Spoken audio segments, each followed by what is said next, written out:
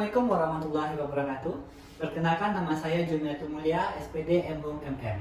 Saat ini saya merupakan salah satu dosen di Sekolah Tinggi Ilmu Ekonomi Perdagangan Padang pada program studi S1 Manajemen. Mata kuliah yang saya ampu adalah metode penelitian bisnis dengan bobot 3 SKS. Kode mata kuliahnya yaitu KMP 6232. Mata kuliah ini biasanya diajarkan pada semester genap. Mata kuliah metode penelitian bisnis merupakan mata kuliah wajib S1 program studi manajemen. Mata kuliah ini bertujuan agar mahasiswa mampu memahami dan merinci serta menerapkan konsep dan teori konsep menulis karya ilmiah, sehingga mahasiswa memahami pedoman karya ilmiah dengan tujuan untuk menyeragamkan standar format penulisan, baik bagi mahasiswa sebagai peneliti maupun sebagai dosen. Ada dua model pembelajaran daring yang dilakukan. Yang pertama itu adalah sinkronus dan yang kedua adalah asinkronus. Sistem penilaian ataupun bobot penilaian yang dilakukan di dalam presentasi adalah yang pertama sikap, yaitu sebesar 10%, keterampilan umum 20%, keterampilan khusus 20%, dan yang terakhir pengetahuan dengan bobot maksimalnya adalah 50%. Dengan CPA yang pertama itu, dengan standar S1-nya adalah bertakwa kepada Tuhan Yang Maha Esa dan mampu menunjukkan sikap religius. Yang kedua adalah menjunjung tinggi nilai kemanusiaan dalam menjalankan tugas berdasarkan agama, moral, dan juga etika. Dan yang ketiga adalah berkontribusi dalam meningkatkan mutu kehidupan bermasyarakat, berbangsa, bernegara, dan kemajuan peradaban yang dilandaskan oleh Pancasila. S4 yaitu menghargai keanekaragaman budaya, pandangan, agama, kepercayaan, serta pendapat ataupun temuan originalitas orang lain. Dan yang terakhir adalah bekerja sama dan memiliki kepekaan sosial terhadap kepedulian terhadap masyarakat serta lingkungan di sekitarnya. Maka, capaian pembelajaran mata kuliah atau CPMK ini dengan jumlahnya itu 14 CPMK. Yang pertama itu adalah mahasiswa dapat menjelaskan tentang rencana perkuliahan dan ruang lingkup materi serta tugas penulisan karya ilmiah, pengertian karya ilmiah, dan juga fungsi dari sebuah karya ilmiah. Sedangkan CPMK yang kedua itu adalah mahasiswa dapat menjelaskan tentang karya ilmiah. CPMK yang ketiga adalah mahasiswa dapat menjelaskan tentang manfaat dari penyusunan karya ilmiah. CPMK yang keempat adalah mahasiswa dapat menjelaskan dan memilih topik serta masalah penelitian pembatasan topik dan juga penentuan dari judul yang akan mereka teliti. CPMK yang kelima adalah mahasiswa dapat menjelaskan dan juga membuat kerangka karya ilmiah. CPMK 6 itu mahasiswa dapat menjelaskan dan juga mengumpulkan data, pembuatan konsep, melakukan penyuntingan, dan juga pengetikan. CPMK yang ketujuh adalah mahasiswa dapat menjelaskan tentang sistematika penulisan karya ilmiah. CPMK yang ke-8 adalah tentang mahasiswa dapat menjelaskan sistematika pembuatan dari sebuah artikel. Dan yang ke-9 atau CPMK yang ke-9 adalah mahasiswa dapat menjelaskan dan membuat sistematika penulisan berupa makalah dan juga laporan penelitian. CPMK 10 di mana mahasiswa dapat menjelaskan dan juga menentukan bahan dan juga jumlah halaman, perwajahan, dan ukuran kertas serta penormoran dalam sistematika penulisan makalah. CPMK yang ke-11 itu adalah mahasiswa dapat melakukan penyajian, baik itu berupa penulisan judul, tujuan penyusunan, dan juga lembaran persetujuan. CPMK 12 adalah mahasiswa dapat menjelaskan dan membuat abstrak, prakata, tata isi, daftar tabel, tata gambar, dan lain sebagainya. CPMK yang ke-13 adalah mahasiswa dapat memahami dan juga mampu membuat rujukan dan menulis daftar rujukan. Sedangkan CPMK yang ke-14 adalah mahasiswa dapat memahami dan mampu membuat tabel, penyajian gambar, grafik, dan juga skema. Saya akan menjelaskan beberapa sub CPMK pada mata kuliah metodologi penelitian bisnis, di mana terdiri dari 4 sub CPMK, di mana 4 sub CPMK ini juga akan terbagi dengan beberapa poin-poin yang seperti yang pertama itu adalah sub CPMK 1.1, yaitu rencana perkuliahan, review konsep, dan juga ruang lingkup dari penulisan karya ilmiah. Sub CPMK 1.2 adalah tentang mengerti karya ilmiah, fungsi karya ilmiah. Sub CPMK 1.3 adalah mahasiswa itu mampu memahami tentang jenis-jenis karya ilmiah. Sub CPMK 1.4 yaitu mampu memahami manfaat penyusunan karya ilmiah. Sub CPMK 1.5 yaitu mampu memahami pemilihan topik dan juga masalah, pembatasan topik, dan penentuan judul. Sub CPMK pada 1.6 adalah mahasiswa mampu memahami pembuatan kerangka karya ilmiah. Untuk sub CPMK 2.1 itu mampu memahami pengumpulan data, pembuatan konsep, penyuntingan, dan juga penyetikan. Sedangkan untuk sub CPMK 2.2 itu mampu memahami tentang sistematika karya ilmiah. Sub CPMK 3.1 mampu memahami sistematika pembuatan artikel. Sub CPMK 3.2 itu mampu memahami sistematika pembuatan makalah dan pelaporan penelitian. Sub CPMK 3.3 itu mampu memahami bahan dan jumlah halaman, perwajahan dan juga ukuran kertas serta penomoran. Sub CPMK 3.4 adalah mampu memahami tentang sebuah penyajian, baik itu berupa yang dimulai dari penulisan judul, tujuan dari penyusunan itu apa, dan juga lembar persetujuan. Sub CPMK 4.1 adalah mampu memahami tentang pembuatan abstrak, prakarta, daftar isi, tabel, gambar, dan daftar lampiran. Sedangkan untuk sub CPMK 4.2 atau sub CPMK yang terakhir adalah mampu memahami cara untuk merujuk dan juga cara menulis daftar rujukan atau daftar pustaka. Assalamualaikum warahmatullahi wabarakatuh. Waalaikumsalam. Semangat pagi. Semangat pagi, Pak. Tetap semangat ya. Oh iya dong. Oke. Hari ini seperti biasa saya akan melakukan tanya terlebih dahulu pada Anda semua tentang materi kita pada minggu yang lalu. Nah, pada pertemuan minggu yang lalu kita telah membahas tentang apa? Ada yang masih ingat? Tentang apa? Nah, pengumpulan data dan juga latar belakang masalah. Nah, pada pertemuan kemarin saya juga sudah memberikan tugas kepada Anda semua. Tugas tersebut sudah ada yang mengumpulkan di Google Classroom dan masih ada yang belum. Saya tidak membatasi sampai kapan Anda bisa mengumpulkan tugas tersebut, karena tugas tersebut saya berikan batas waktunya sampai UTS. Ya, itu materi kita pada pertemuan yang ke-6. Sekarang kita masuk pada pertemuan yang ke-7, di mana pada pertemuan yang ke-7 ini kita akan membahas tentang sistematika penulisan. Khususnya itu adalah sebuah skripsi. Ya, kenapa skripsi itu perlu? Karena itu menjadi salah satu syarat mahasiswa dalam memperoleh gelar sarjana ekonomi, khususnya di Sekolah Tinggi Ilmu Ekonomi Perdagangan Padang. Ya. Sebelum saya lanjutkan materi kita, saya ingin bertanya dulu, apakah semuanya ini sudah hadir? Sudah? Oke, kalau sudah hadir semua, tidak perlu lagi saya panggil namanya satu persatu, mengingat waktu juga untuk pertemuan kita pada hari ini. Yang pertama, apa yang terbayang oleh Anda tentang gambar ini? Ada yang bisa menjawab? Apakah ini termasuk dalam sebuah novel? Termasuk. Oke. Apakah ini termasuk dalam sebuah susunan penulisan skripsi atau tugas akhir nantinya? Ya, termasuk ya. Oke. Karena di sana ada apa? Pendahuluan. Yang sama. Terus? Hasil dan itulah. Nah, itulah nanti yang akan saya bahas. 5 poin itu akan kita bahas di dalam sistematika penulisan sebuah skripsi. Mari kita lanjutkan. Pengertian dalam sebuah penulisan. Menurut Suparno dan juga Yunus pada tahun 2008, menulis itu dapat didefinisikan sebagai suatu kegiatan penyampaian pesan dengan menggunakan tulis atau tulisan sebagai alat medianya. Ada juga menurut Ali pada tahun 2002, itu bisa dibaca pada PPT yang sudah saya tampilkan ya.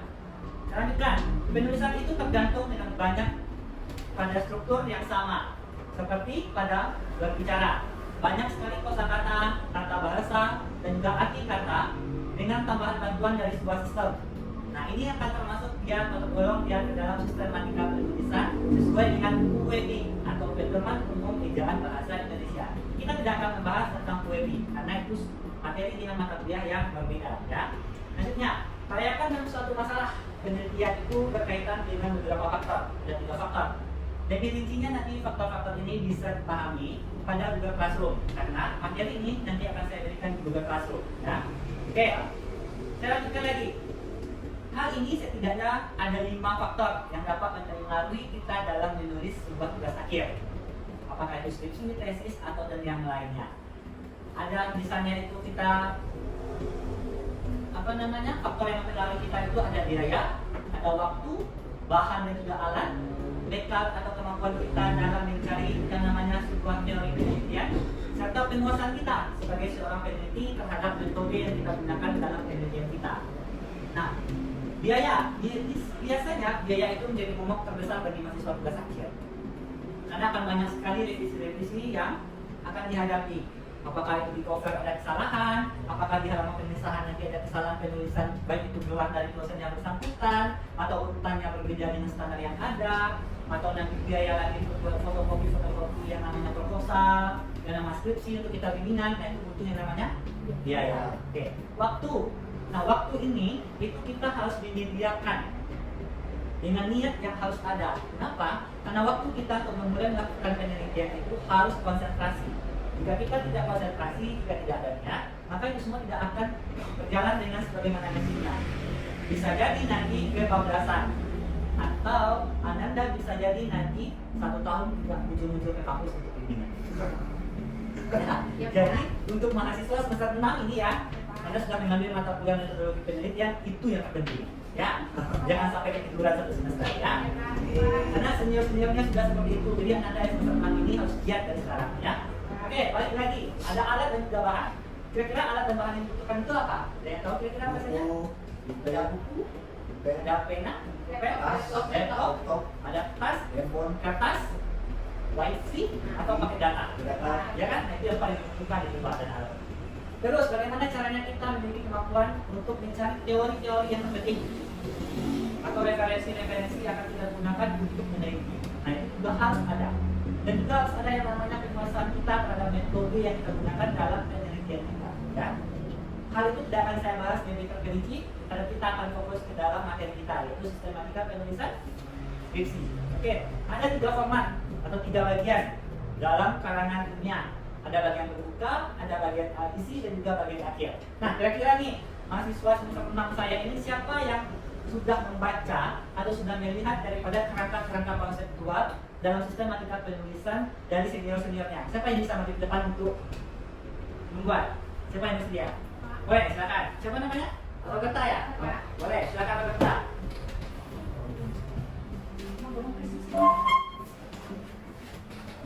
Oke, silakan Roberta. Dibuat semampunya saja dulu ya. Kira-kira apa saja yang ada? Yang pertama itu apa? Yang lain kalau ada yang mau membantu juga silakan. Kira-kira apa lagi yang harus ada dalam sebuah sistematika penulisan karya tulis ilmiah dalam skripsinya? Ada lagi yang bisa menjelaskan? Apa? Kata pengantar. Kata pengantar. Isi apa lagi kira-kira? Chris apa lagi? Nyamin? Kira-kira apa lagi? Yang ada? Pendahuluan. Terus apa lagi? Landasan teori. Oke, lagi. Ini sampai lampiran ya. Nah. Terus apa lagi kira-kira?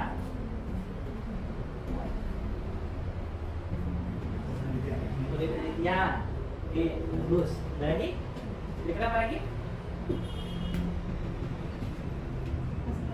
Hasil dan pembahasan. Oke. Terus apa lagi kira-kira? Lagi kira-kira ada? Kesimpulan dan saran. Lagi nih yang terakhir punya nih daftar peserta.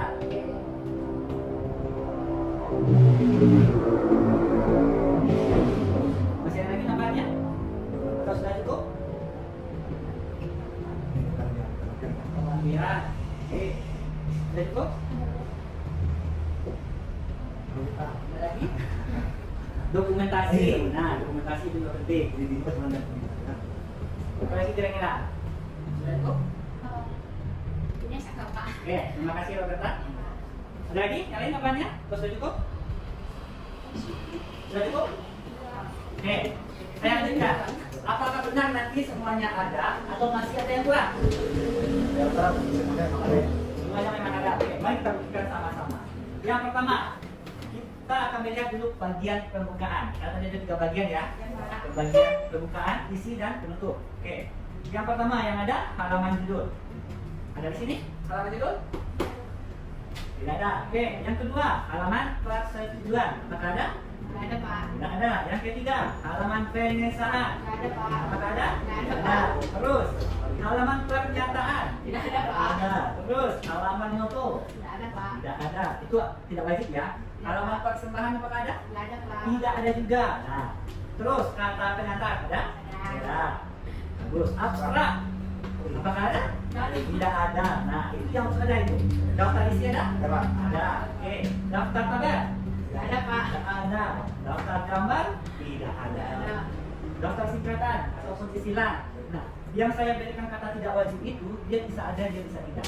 Jadi itu tergantung lagi apakah dalam ketentuan di institusi tempat kita itu kuliah itu memang ada atau tidak, ya. Jadi itu makanya saya buat di sana itu tidak wajib. Tapi yang lainnya itu wajib. Ya, tergantung dari perguruan tingginya, kesiapan dan bagaimana, ya. Selanjutnya di bagian pembuka atau ada yang mau catat dulu silakan. Ya, Pak. Silakan catat dulu.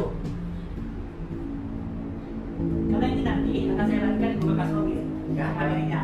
Jadi catat dari penelitian saja dulu ya. Oke, kita lanjutkan. Selanjutnya di bagian isi. Nah, dalam satu pendahuluan. Dalam pendahuluan itu ternyata ada 5 sampai 6 yang wajib. Yang pertama itu latar belakang masalah, rumusan masalah, tujuan dari penelitian, manfaat penelitian, batasan masalah. Nah, yang keenam, definisi istilah itu boleh ada, boleh tidak. Ya, dan jadi tidak diwajibkan. Ya. Oke, kita lanjutkan. Bab 2-nya ada 3 poin penting yang harus ada. Yang pertama itu kerangka teoritis. Yang kedua itu adanya kerangka pemikiran atau kerangka konseptual. Setelah teori-teori yang ada, barulah terciptanya yang namanya sebuah kerangka konseptual dalam sebuah penelitian. Terus ada lagi yang namanya hipotesis. Karena kita di STJ Pembelaan Padang ini, kita menggunakan metodologi yang sifatnya kuantitatif, sehingga kita wajib ada yang namanya hipotesis. Ya, nanti akan saya berikan contohnya. Ya. Selanjutnya ada di bagian isi tadi di bab 3 metodologi penelitian. Sini ada dibuatkan metode ya, tapi rincian metodenya tidak dibuatkan. Ya, nah ada 5 rinciannya yang harus ada dari jenis penelitian, subjek dan juga objek penelitian, metode pengumpulan data, apa saja metode yang digunakan, alat penelitian atau alat untuk menganalisis data, apa saja alat yang digunakan, itu juga harus ada. Terus metode analisis data yang digunakan apa alat yang digunakan untuk kita menganalisis datanya, mengolah datanya, kita menggunakan aplikasi apa. Kalau kita di sini menggunakan aplikasi apa? Ada yang tahu? SPSS, ya. Sudah belajar SPSS kan? Sudah? Sudah, Pak. Oke. Selanjutnya bab 4. Nah, bab 4 itu ada 4 penelitian lagi. Ada sejarah objek dalam penelitian, data demokrasi responden, ada hasil penelitian sampai kepada bahasa. Dan yang terakhir tadi yang suka kesimpulan dan saran. Ya. Jadi ini sistematika penulisan dari sebuah skripsi, inilah yang poin penting yang wajib ada. Selanjutnya bagian akhir yaitu daftar pustaka dan juga lampiran. Di mana bagian dalam daftar pustaka itu berisi semua daftar pustaka yang kita jadikan sebagai acuan atau referensi serta landasan dalam penelitian kita. Mulai dari bab 1 sampai bab 4 itu nama-namanya harus dicantumkan di dalam daftar pustaka. Ya. Lampiran itu berisi semuanya, apakah itu gambar, foto, sebagai dokumentasi lagi. Terus ada di grafik ataupun hasil-hasil pengolahan data yang kita gunakan dalam penelitian kita. Nah itu semua kita buatkan di dalam lampiran. Ya. Sekarang mari kita lihat contoh yang standar STJ Pembelaan Padang. Ya. Kita lihat contoh dari STJ Pembelaan Padang seperti apa. Nih, ini adalah contoh cover dari sebuah skripsi yang ada di STJ Pembelaan Padang. Ada judul, ada skripsi, ada kata-katanya, pernyataannya, ada logo STJ, ada nama kita, ada LPM kita, bagian namanya ada yayasan, sekolah tinggi, program studi kita apa, tempat kita kampusnya itu di mana, dan tahun. Nah, tahun ini yang terpenting. Tahun yang dimaksudkan di sini itu adalah tahun kita lulus ujian komprehensif ya. Tahun berapa dia nanti? Nah, itu yang harus ada. Ya, ini contohnya. Nah, ini pernyataannya. Hanya bisa jelaskan hanya sebagai dasar dan ini contoh dari covernya. Ya. Jadi untuk mahasiswa semester 6 kalau mau mulai mengajukan yang namanya proposal penelitian, untuk judulnya, covernya, lihatlah panduan yang ada di panduan STJ Pembelaan Padang. Ya. Oke, itu kita membahas tadi halaman judul atau cover ya. Oke, udah. Sekarang kita lanjutkan. Halaman persetujuan. Di STJ Pembelaan Padang inilah contoh atau standar dari halaman persetujuan skripsi. Ini kurang jelas ya karena saya crop, tapi ini sudah ada di buku panduan STJ Pembelaan Padang ya. Itu nanti mahasiswa biasanya itu akan dijadikan buku panduan ya. Jadi ini hanya contoh sebagai besarnya saja. Saya jelaskan. Mulai dari ada yang namanya persetujuan pembimbing dari skripsi. Ada judul kita, ada nama, ada NPM kita. Terus program studi kita di sini adalah apa? Manajemen. Nah, itu. Terus tanggalnya. Biasanya tanggal itu dikosongkan saja. Boleh boleh kita tulis tangan. Terkadang hal itu bertujuan agar jelas bahwasanya memang tahap pertama tidak di ACC ya, untuk kita ujian komprehensif ataupun nanti ujian seminar proposal ya. Nah ini standarnya. Terus lembaran pengesahan dari tim penguji, setiap institusi itu berbeda-beda standar. Nah STIE juga memiliki standarnya. Nah ini standar kita. Dan lembaran pengesahan pengujian tim penguji dan nama dan PM dinyatakan bahwasanya telah lulus dan dipertahankan skripsinya pada ujian komprehensif pada tanggal berapa, hari berapa, apa tujuan dari skripsi kita ya. Nah terus bagaimana? Nah tim penguji itu pembimbing satunya itu adalah sebagai ketua tim penguji, pembimbing keduanya itu sebagai sekretaris ya. Terus bagaimana Pak kalau cuma hanya ada satu pembimbing? Berarti hanya ada ketua, sekretarisnya hilang ya. Jadi yang ada itu hanya ketua dan anggota ya. Jadi itu bedanya nanti tuh kalau ada satu pembimbing atau dua pembimbing ya. Nah itu penjelasannya sudah ada, materi ini nanti bisa diakses di Google Classroom ya. Oke, selanjutnya pernyataan. Nah inilah pernyataan yang menjadi momok kita sendiri, bahwasanya yakinkan kita diri sendiri bahwasanya apa yang kita buat itu bukan plagiat dan bukan punya orang lain. Kenapa hal itu harus dilakukan? Karena terkadang tingkat plagiat dari mahasiswa itu sangat tinggi. Makanya perlu dibuat yang namanya surat pernyataan. Nah, kita di sini juga punya standar ya. Jadi nanti kalau menulis tugas akhir inilah standar dari surat pernyataan. Ya. Oke.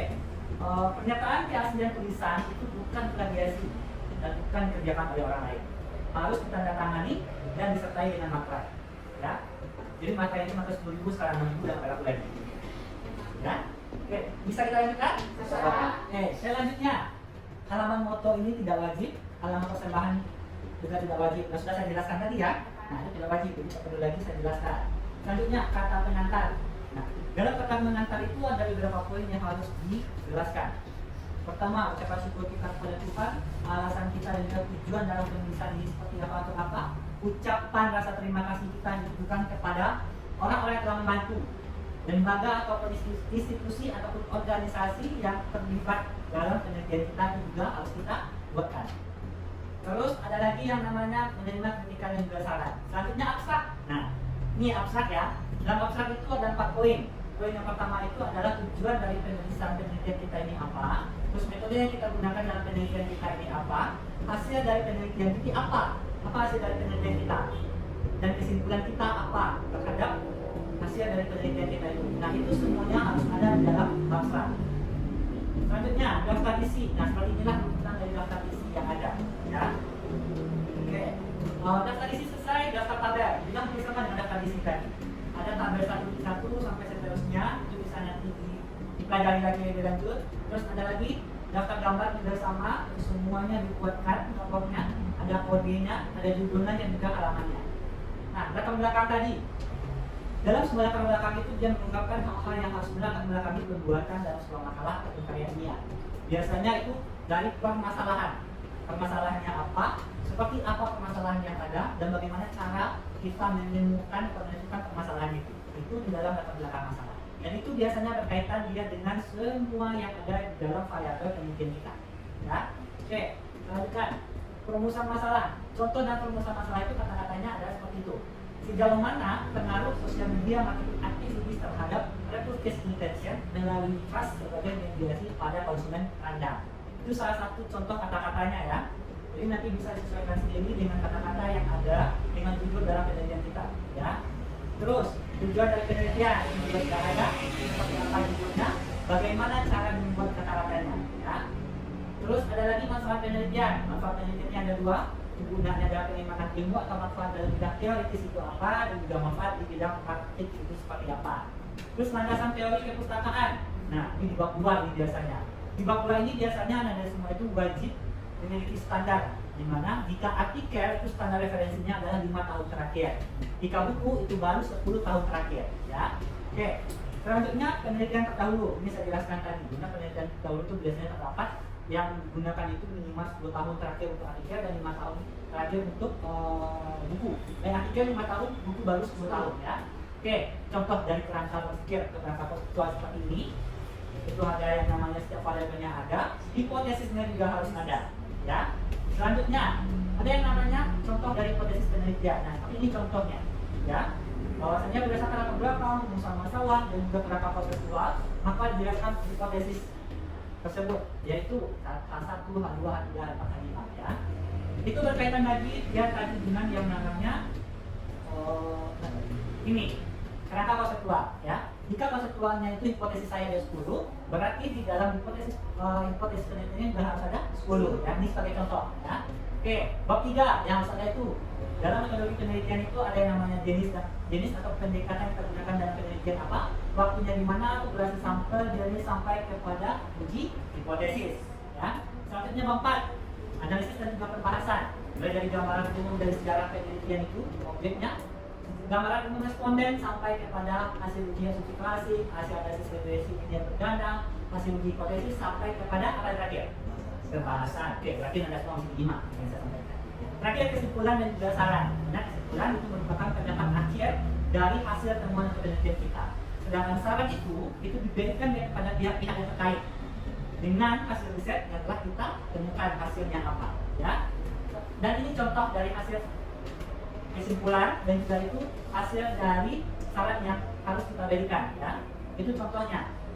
Seperti ini kurang lebih contohnya kata-kata yang bisa nanti digunakan. Terus yang terakhir daftar pustaka yang wajib ada dalam daftar pustaka seperti saya bilang tadi, semuanya harus ada.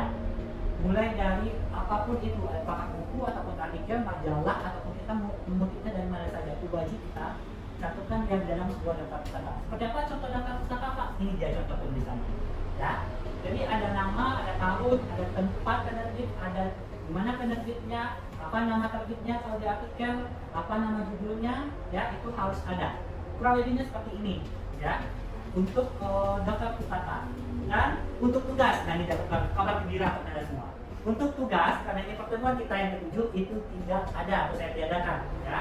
Jadi Anda semua silahkan menyelesaikan tugas-tugas dari pertemuan pertama kita sampai pertemuan ke-6 dan semuanya silahkan dikerjakan dan dikirim melalui e-learning, ya. Oke, itu untuk tugas. Selanjutnya kesimpulannya. Kesimpulan dari materi kuliah kita ini ada yang tahu? Ada yang bisa berbeda dengan apa yang saya buat kali ini? Ada yang berbeda? Boleh sampaikan. Kalau saya di sini kesimpulan saya itu adalah sistem sistematika penulisan skripsi itu setiap aturan pasti akan merujuk pada pegangan penulisan tugas akhir di institusi kita tempat kita berada. Hal ini dikarenakan pada setiap institusi itu pasti memiliki style pendidikan masing-masing. Ya, oke. Sama isi kesimpulannya dengan apa yang saya sampaikan? Ada yang berbeda? Sama? Oke, boleh silakan. Siapa namanya? Alicia, silakan. Alicia, apa berbeda? Menurut saya, kesimpulan yang dapat saya peroleh dari pembelajaran sistematika penulisan ini adalah kita bisa membedakan untuk masing-masing poin yang ada dalam sistem penulisan.